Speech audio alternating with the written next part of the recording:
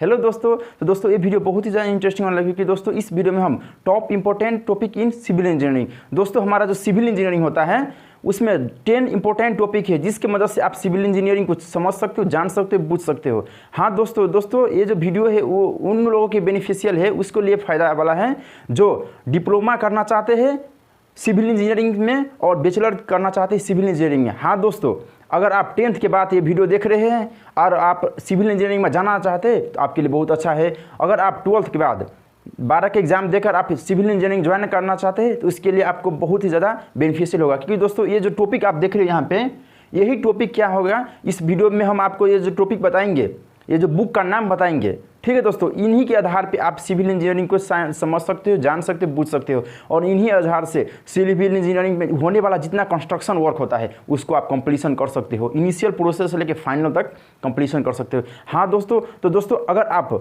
नया स्टूडेंट है जो आप 10वीं पास करके आप डिप्लोमा पढ़ना चाहते हैं वो भी सिविल इंजीनियरिंग के में, और तो आपके लिए वीडियो बहुत ज़्यादा इंपॉर्टेंट है। और आप 12 करके, ठीक है, आप 12 करके बैचलर करना चाहते हैं, बैचलर इन सिविल इंजीनियरिंग करना चाहते हैं, उसके लिए भी बहुत ज़्यादा इंपॉर्टेंट है, क्योंकि इसमें जो टॉपिक मैंने दिया हो वो सिविल इंजीनियरिंग का जितना सारा कोर्स होता है उसको सारे को कवर किया है, ठीक है। और इसका हर एक टॉपिक पे हम आपको डिस्कस करेंगे और समझाएंगे कि आप सिविल इंजीनियरिंग पढ़ने के बाद इन चीज़ों में एक्सपर्ट हो सकते हैं, अच्छे ला सकते हैं, ठीक है गाइज। तो चलिए ये जो वीडियो है वो डिप्लोमा के लिए और इंजीनियरिंग के लिए बहुत ज़्यादा बेनिफिशियल है। वो बंदा जो डिप्लोमा करना चाहता है और वो बंदा जो इंजीनियरिंग करना चाहता है। दोस्त आपको एक बात बता देते हैं, जो डिप्लोमा होता है वो 10वीं के बाद 3 साल का कोर्स होता है, ठीक है दोस्तों। और बैचलर होता है वो 12 के बाद 3-4 साल का कोर्स होता है, ठीक है गाइज। अगर आपको डिप्लोमा करके बैचलर करना है तो आप क्या कर सकते हो, डिप्लोमा करके 4 साल का बैचलर होता है, ठीक है। कई कॉलेज में देखते हैं 3 साल का भी बैचलर होता है, पर 4 साल के बैचलर को इक्विवेलेंट बहुत ज़्यादा मान्यता देता है,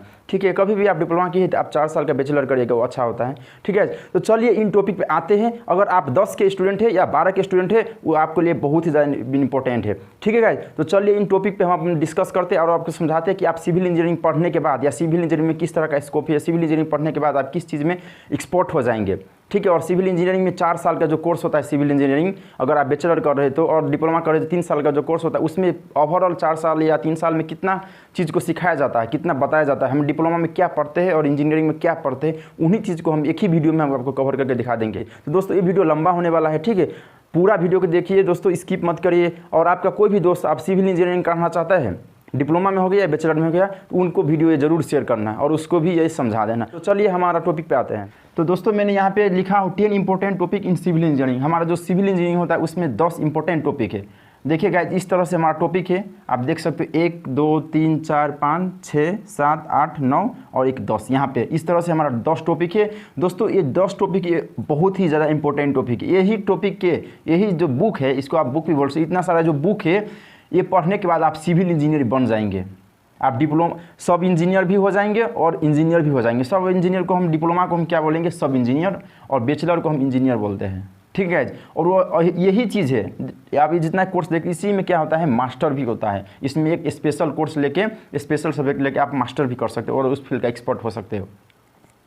तो गाइज ओवरऑल आपको बता देते हैं जो सिविल इंजीनियर होता है वो क्या होता है, इस जितना सारा फील्ड है इसका भी क्या होता है, सुपरवाइज कर सकता है। तो चलिए हम एक एक करके समझने की कोशिश करेंगे।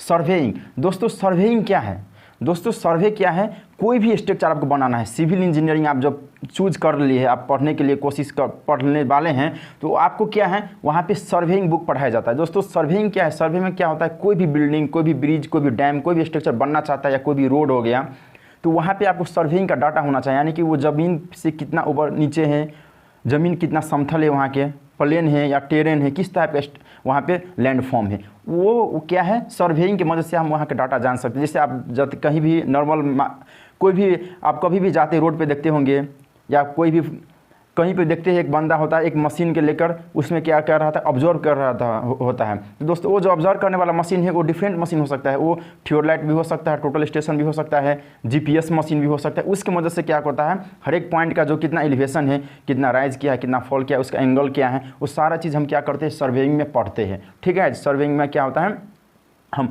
राइज एंड फॉल मेथड से हम हाइट निकालते हैं, कोई भी लैंड फॉर्म कितना हाइट में, यानी कि यहाँ पे कितना कटिंग होगा, फिलिंग होगा, ठीक है। हम जब जैसे बीम कॉलम का बनाते हैं, बीम कॉलम का लेआउट करते हैं, वहाँ पे हमसे ये सर्वेइंग के मार्फत से भी क्या करते हैं, उसको सेंटर लाइन मान के हम फुटिंग बनाते हैं, डिज़ाइन करते हैं। तो सर्वेइंग में आपको इतना चीज़ पढ़ने को मिलेगा, ठीक है गाइस। सर्वेइंग में आप कंटूरिंग पढ़ेंगे, वहाँ पे लैंड फॉर्म किस तरह का है, रिवर किस तरह का है, कंटूर लाइन भी होता है, बहुत सारा चीज़ होता है। आप सर्वेइंग में जाएंगे तो पढ़ेंगे, ये ओवरऑल कॉन्सेप्ट इतना है। और दोस्तों दूसरा क्या है, जियोटेक्निकल इंजीनियरिंग। हाँ दोस्तों, जियोटेक्निकल इंजीनियरिंग बहुत ही बड़ा सब्जेक्ट है। देखिए गाइस, जियोटेक्निकल इंजीनियरिंग में क्या है, आपका सोइल मैकेनिक्स जब आप डिप्लोमा करेंगे, बैचलर करेंगे, तो सोइल मैकेनिक को आपको पढ़ने मिलेगा, फाउंडेशन इंजीनियरिंग, जियोलॉजी। तो दोस्तों सोइल मैकेनिक्स में क्या होता है, जो हमारा सोइल होता है, जो मिट्टी होता है, उसके हम अध्ययन करते हैं। हर एक पार्टिकुलर एक सोइल का जो पीस होता है, आप माइक्रोस्कोप लेवल पर देखोगे, उसका जो छोटे छोटे पीस होता है उसको हम ऑब्जर्व करते हैं। उसका क्या कैपेसिटी, उसका स्ट्रेंथ क्या है, शेयर स्ट्रेंथ क्या है सोइल का, वाटर कितना एब्जॉर्प्शन करता है सोइल का, सोइल पे मान लीजिए वो कोई भी स्ट्रक्चर क्या है सोइल पे बनता है, तो वो कितना लोड को रिसिस्ट कर सकता है, वो सारा चीज़ हम क्या करते हैं, सोइल मैकेनिक्स से पढ़ते हैं। इसमें बहुत तरह का टेस्ट भी करना पड़ता है आपको सोइल मैकेनिक्स में, ठीक है। जब और सोइल मैकेनिक्स के अंदर इतना चीज़ हमको पढ़ने को मिलता है, ठीक है गाइस। और दूसरा क्या है, फाउंडेशन इंजीनियरिंग। दोस्तों फाउंडेशन इंजीनियरिंग का क्या मतलब समझते हैं, हमारा सिविल इंजीनियरिंग तो पढ़ रहे हैं, इसमें क्या है, बहुत तरह का स्ट्रक्चर बन सकता है, जैसे बिल्डिंग, ब्रिज, डैम, ठीक है। तो गाइज वो जो स्ट्रक्चर है, वो फाउंडेशन यानी कि ज़मीन से नीचे का सरफेस है, वो उसमें कितना लोड दे रहा है, यानी कि हमारा जो नीचे का जो सोइल है वो कितना लोड तक रिसिस्ट कर सकता है, स्ट्रक्चर बनाने के बाद कितना लोड को रिसिस्ट कर सकता है। दोस्तों फाउंडेशन इंजीनियरिंग वही डील करता है, ठीक है गाइज। फाउंडेशन जितना स्ट्रक्चर का जितना लोड आएगा उस चीज़ को क्या करता है, फाउंडेशन इंजीनियरिंग डील करता है। और तीसरा क्या है, जियोलॉजी। दोस्तों जियोलॉजी का मतलब ये हो गया, जो हम कहीं पे भी स्ट्रक्चर बना रहे हैं, कहीं पे डैम बना रहे हैं, कहीं पे टनल बना रहे हैं, कहीं पे हम पुल बना रहे हैं, तो जो नीचे का सरफेस है, जो इम्प्रीवियस लेयर है, तो वहाँ पे रॉक होगा, ठीक है, जो रॉक फॉर्म होगा। तो उस रॉक, वो जो रॉक है उसका किस तरह का कैरेक्टरिस्टिक है, रॉक का क्या गुण है, वो रॉक किस प्रकार का रॉक है, सेडिमेंट्री है, मेटामॉर्फिक है, और इग्जीनियस रॉक है, किस तरह का रॉक है गाइस। वो जो रॉक है वो किस तरह का फिनोमेना है कि उस रॉक के ऊपर आप स्ट्रक्चर बनाएंगे, जैसे बड़ी बड़ी इमारत हो, जैसे बुर्ज खलीफा, संघाई टावर हो गया, ट्विन टावर हो गया, इस तरह का स्ट्रक्चर जो बनाते हैं, तो नीचे से क्या होता है, रॉक होता है, वो रॉक कितना लोड को रिसिस्ट कर सकता है, वो क्या करता है, जियोलॉजी, जो जियोलॉजिस्ट होता है, जियोलॉजी विषय में आपको पढ़ना पड़ता है, वो चीज़ को आप जानना पड़ता है, ठीक है। अगर आप इस जियोलॉजी मास्टर कर लेंगे तो आप उस फील्ड का एक्सपर्ट हो जाएंगे। और जियोलॉजी आप बैचलर करे हैं तो आप जनरल इन्फॉर्मेशन वहाँ तक बुझ सकते, समझ सकते हैं। और डिप्लोमा में भी वही चीज़ समझना है, लेकिन डिप्लोमा से अधिक बातें डिज़ाइन करना पड़ता है आपको बैचलर में। देखिए गाइज एक बात बताते हैं, डिप्लोमा में होता है वो डिज़ाइन करने का पर्पस उतना ज़्यादा डीपली नहीं होता है, आपको सुपरवाइज करना, आप कभी भी साइट पर जाते हैं वहाँ पर सुपरवाइज करने के लिए जाता है। पर इंजीनियर बैचलर में आप क्या होता है, उस चीज़ को डिज़ाइन को, कोई भी प्रोजेक्ट को फिजिबल कराना है, आपको डिज़ाइन करके देना पड़ता है।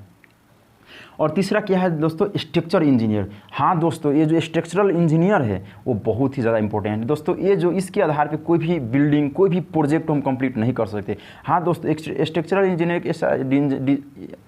का जो कोर्स है, जो टॉपिक है, वो क्या करता है, जो जितना सारा आप स्ट्रक्चर देखते हैं, जैसे बिल्डिंग देखते हैं, ब्रिज देखते हैं, डैम देखते हैं, उसका क्या होता है, वो बनाने से पहले क्या होता है, उसका स्ट्रक्चर डिज़ाइन लेआउट निकालते हैं, और उस पर कितना लोड लगने वाली है, वाइंड का लोड कितना लगने वाला है, स्नो का लोड कितना लगने वाला है, अर्थक्वेक लोड कितना लग रहा है वो, और कोई भी बीम कॉलम फुटिंग डिज़ाइन करते हैं वो कितना लोड को रिसिस्ट कर सकता है, उसका सेल्फ वेट कितना होगा, सारा चीज़ हम क्या करते हैं, स्ट्रक्चरल इंजीनियरिंग में पढ़ते हैं। तो गाइस इसका भी क्या है, सब टॉपिक है। एक क्या है, structural analysis, strength of material, reinforcement concrete, steel structure. ये जो क्या है, ये सारा बुक है। जब आप डिप्लोमा में इंटर करेंगे या बैचलर में इंटर करेंगे, यहाँ पे लिखा हुआ मैंने RCC, रेनफोर्समेंट कंक्रीट, ये सारा बुक है। ये भी तीनों बुक ही है, और ये भी सर्वे का बुक ही है, सारा बुक ही है। इसी बुक के अंदर आप डीपली एक्सप्लेन करेंगे।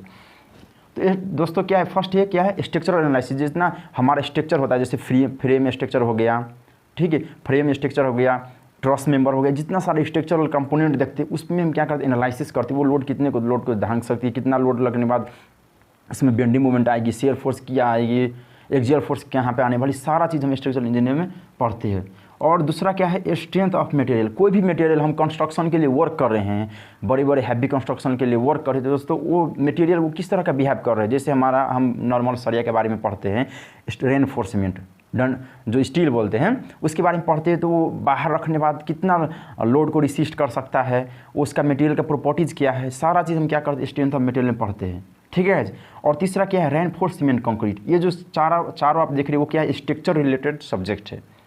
और जो तीसरा क्या है, रेनफोर्स सीमेंट कंक्रीट, यानी कि जो हमारा आरसीसी होता है, जैसे नॉर्मली पीसीसी होता है, जैसे हम वीडियो में आपको बताए थे, सीमेंट, सैंड, कोर्स सेग्रीगेट, तीनों का और वाटर का मिक्सचर को हम क्या बोलेंगे, कंक्रीट बोलेंगे। और उसी कंक्रीट में आप डंडी जो हमारा सरिया होता है, सरिया उसको डाल देंगे या स्टील डाल देंगे तो वही क्या होगा, रेनफोर्स होगा। तो दोस्तों ये रेनफोर्स स्ट्रक्चर हमारा जितना आप स्ट्रक्चर देख रहे हैं नॉर्मली, जो ढलाई वाला स्ट्रक्चर होता है, मसाला वाला स्ट्रक्चर होता है, वो क्या होता है, रेनफोर्स स्ट्रक्चर होता है। दोस्तों रेनफोर्स स्ट्रक्चर में जैसे हमारा बीम हो गया, कॉलम हो गया, फुटिंग हो गया, जितना सारा मेंबर होता है वो रेनफोर्स सीमेंट कंक्रीट का स्ट्रक्चर होता है। दोस्तों कभी कभार देखते हैं, कहीं पे देखते हैं स्टील स्ट्रक्चर भी होता है लोहे का, उसी में लोहा में क्या होता है, कभी देखते हैं उसमें भी ढलाई किया होता है। तो दोस्तों वो अलग स्ट्रक्चर है और आरसीसी अलग स्ट्रक्चर है।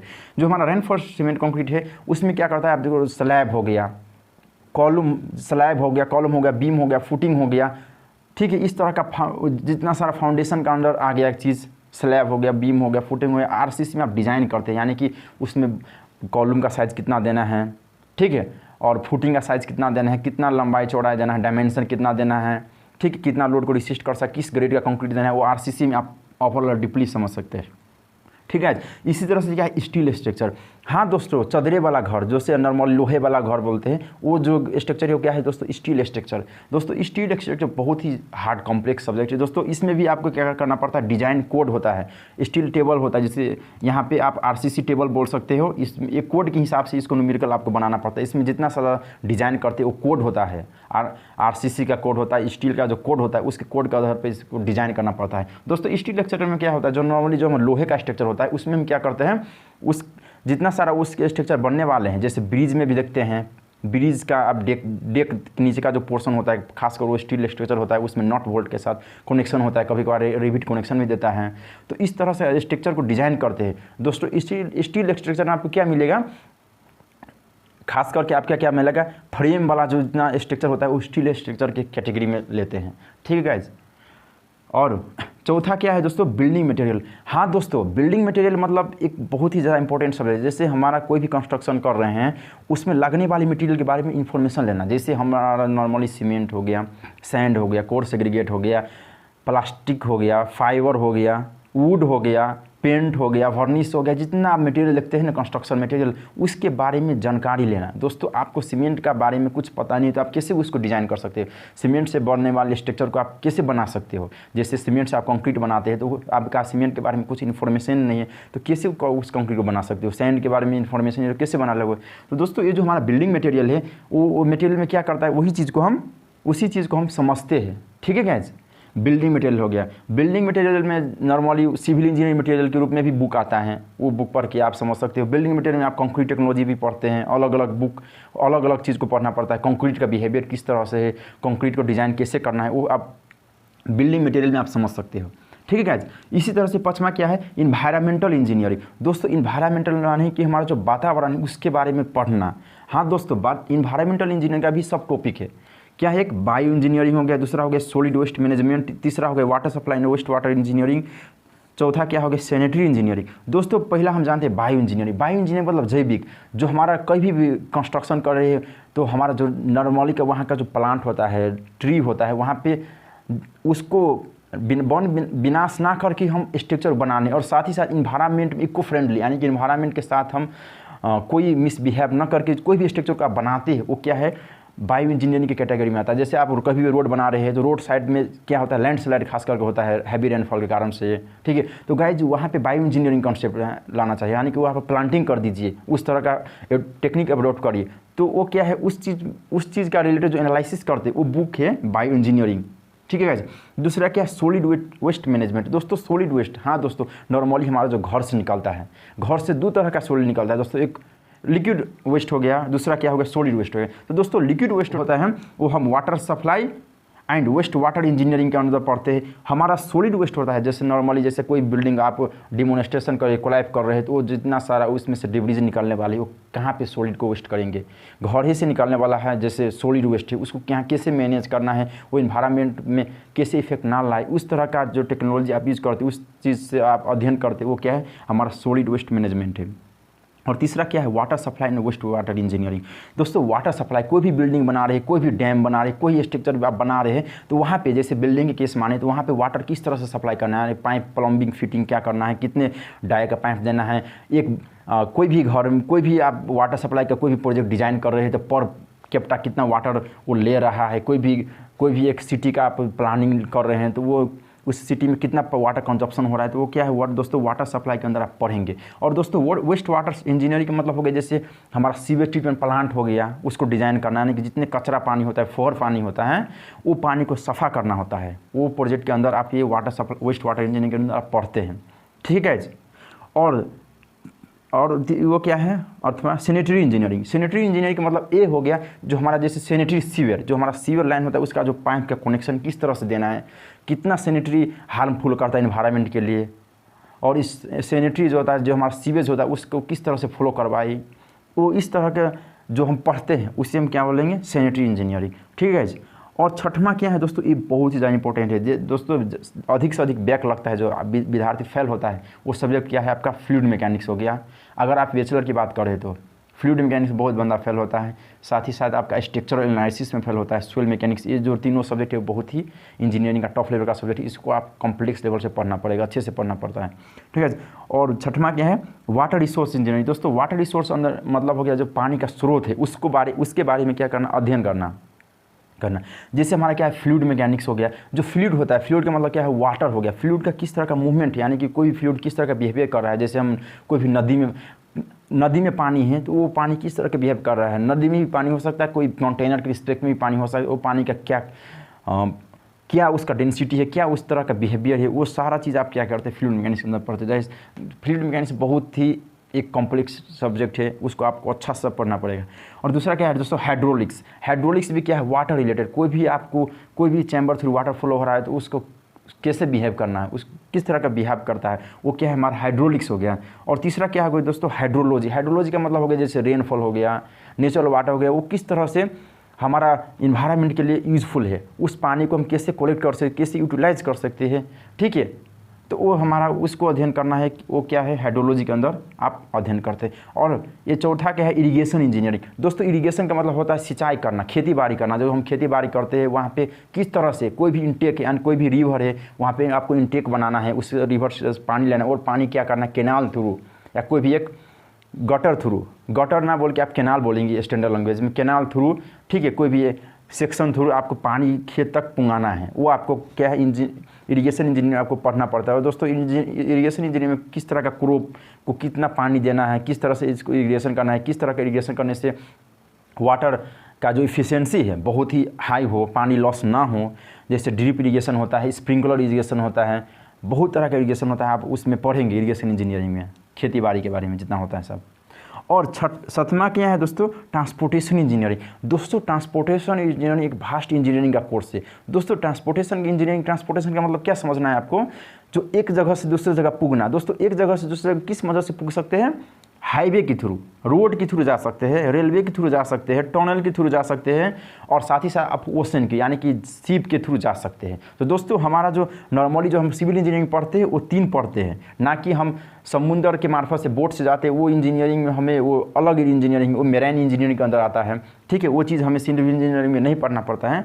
तो दोस्तों हाईवे इंजीनियरिंग में क्या होता है दोस्तों, हाईवे का जो जितना रोड अलाइनमेंट होता है, जो सेक्शन होता है, जो आप सर्वे किए थे उसके डाटा के बेसिस पे हमें क्या है हाईवे को सेट करना है, कहाँ पे हाईवे का लेंथ कितना होना चाहिए, कितना विड्थ होना चाहिए, कहाँ पे इंटरसेक्शन देना है, कहाँ पे ट्रैफिक किस तरह से वहाँ पे फ्लो होगा, वो सारा जितना सारा हाईवे के रिलेटेड रोड का जो पैरामीटर्स है, किस तरह का हमें रिजिड पेमेंट देना है, फ्लेक्सिबल पेमेंट देना है, किस तरह का बजट आया है, किस तरह से उसको यूटिलाइज करना है, वो हाईवे इंजीनियरिंग का दोस्त आता है, ठीक है दोस्तों। दूसरा क्या है रेलवे इंजीनियरिंग। दोस्तों रेलवे इंजीनियरिंग हम भरकर वीडियो अपलोड किए थे। रेलवे इंजीनियरिंग एक बहुत ही बड़ा टॉपिक जो हम बात करें दुनिया में बहुत ही जगह भी क्या है रेल, बहुत तरह का रेल आ गया दोस्तों। जैसे अब लोकोमोटिव रेल हो गया, मेट्रो हो गया, इस तरह से बहुत तरह का रेल है। जो रेलवे का जो ट्रैक होता है उस तरह का किस तरह का ज्योमेट्रिक डिज़ाइन देना है, किस तरह से रेलवे ट्रैक को कंस्ट्रक्शन करना है, जितना सारा प्रोसेस होता है वो क्या है रेलवे इंजीनियरिंग आपको पढ़ना पड़ता है। और तीसरा क्या है टनल इंजीनियरिंग। दोस्तों टनल इंजीनियरिंग का एक जो सुरंग माध्यम होता है, जो टनल के थ्रू जो अंडरग्राउंड में पैसेज बनाते हैं उसके थ्रू आप क्या कर सकते हैं, जा सकते हैं, यानी एक जगह से दूसरे जा सकते हैं। टनल का भी डिज़ाइन करना पड़ता है, ठीक है गाइस। वो जो टनल के रिलेटेड जितना सारा आप पढ़ते हैं वो क्या है ट्रांसपोर्टेशन इंजीनियरिंग के अंदर आता है, वो टनल इंजीनियरिंग। और 8वां क्या है एस्टिमेशन एंड वैल्यूएशन। हाँ दोस्तों आप कोई भी स्ट्रक्चर बना लेते हो दोस्तों, आपको एस्टिमेशन करना है, यानी कि जैसे आप 10 बाई 10 का आप क्या कर रहे हैं एक रूम बना रहे हैं तो रूम में वो क्या है वाल है, कॉलम है, बीम है, स्लैब है, फुटिंग है उसके नीचे से, तो उसका ओवरऑल क्वांटिटी कितना आया है, कितने क्यूबिक मीटर में क्वांटिटी आया, और क्वांटिटी आने के बाद उसका प्राइस कितना होगा, मार्केट की प्राइस के आप कंपेयर करके आपको उसको प्राइस लगाना है दोस्तों। वो क्या है हमारा एस्टिमेशन एंड वैल्यूएशन। आप कोई भी बिल्डिंग बना रहे हैं, कोई भी प्रोजेक्ट के उसको फिजिकल कर रहे हैं, कोई भी डैम, बिल्डिंग, ब्रिज, डैम, तो उसको क्या करता है एस्टिमेशन एंड कॉस्टिंग की मदद से हम उसका कॉस्ट निकाल देते। बोलता है ना ये रोड इतने किलोमीटर का बनने वाला है, इसमें 2 करोड़ 4 करोड़ रुपया आने वाला है, तो एस्टिमेशन एंड वैल्यूएशन के मार्फत से आता है। ठीक है गाइस।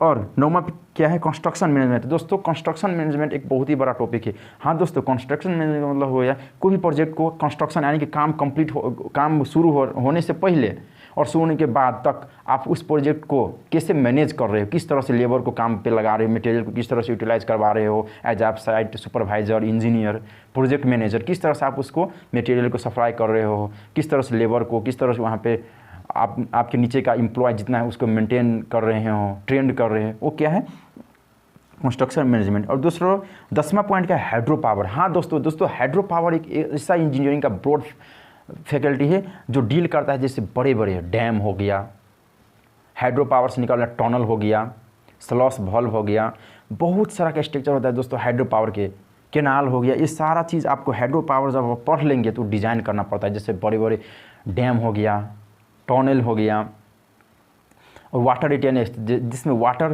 क्या करता है रिटेन करता है, वो स्ट्रक्चर क्या है हाइड्रो पावर के अंदर पड़ता है। दोस्तों हाइड्रो पावर एक ऐसा सब्जेक्ट है सिविल इंजीनियरिंग के जो आप हाइड्रो पावर पे आप अगर आप इंजीनियरिंग में मास्टर करने वाले हैं, ठीक है, तो आपको ये जितना सारा कोर्स पढ़े नहीं, जितना सारा बुक पढ़े, नाम पढ़े, वो आपको हाइड्रो पावर एक टॉपिक कवर करता है। दोस्तों हाइड्रो पावर करने के लिए आपको सर्वेइंग भी करना जरूरी है, जियो टेक्निकल यानी कि कोई पर डैम बनाना है वहाँ पे सोइल का डाटा होना चाहिए, जियोलॉजी का डाटा होना चाहिए, स्ट्रक्चरल डिज़ाइन होना चाहिए, आरसीसी का स्ट्रक्चर का वहाँ पे डिज़ाइन होना चाहिए, साथ ही इन्वायरमेंटल कोई पे भी आप हाइड्रो डैम बना रहे हैं, हाइड्रो पावर के स्ट्रक्चर जैसे डैम हो गया वो बना रहे हैं, तो बायो इंजीनियरिंग का सारा फंडा वहाँ पर लगने वाला है, सैनिटरी का, वाटर सप्लाई का, वाटर रिसोर्स ट्रांसपोर्टेशन का, एस्टिमेशन का, सारा चीज़ इसमें क्या होता है हाइड्रो पावर के अंदर कवर होता है। दोस्तों आई होप आपको वीडियो देखकर समझ गए। दोस्तों अगर आपको अच्छे से एक्सपोर्ट होना है तो उसमें आप मास्टर करना पड़ेगा। जैसे आप डिप्लोमा कर रहे हैं तो आप उससे भी अधिक जानकारी लेना है तो आप बैचलर कर सकते हो, और उससे भी अधिक जानकारी लेना है तो आप मास्टर कर सकते हो कोई भी फील्ड में, स्पेसिफिक फील्ड में। ठीक है दोस्तों, और ये जो मेरा वीडियो था ये आपके लिए बहुत ज़्यादा बेनिफिशियल है और दोस्तों के साथ शेयर करना ना भूलें। तो दोस्तों यही 10 इंपॉर्टेंट टॉपिक्स था सिविल इंजीनियरिंग का जो आपके लिए बहुत ज़्यादा इंपॉर्टेंट था। आई होप आपको दोस्तों वीडियो देखकर समझ आ गया। दोस्तों नेक्स्ट वीडियो में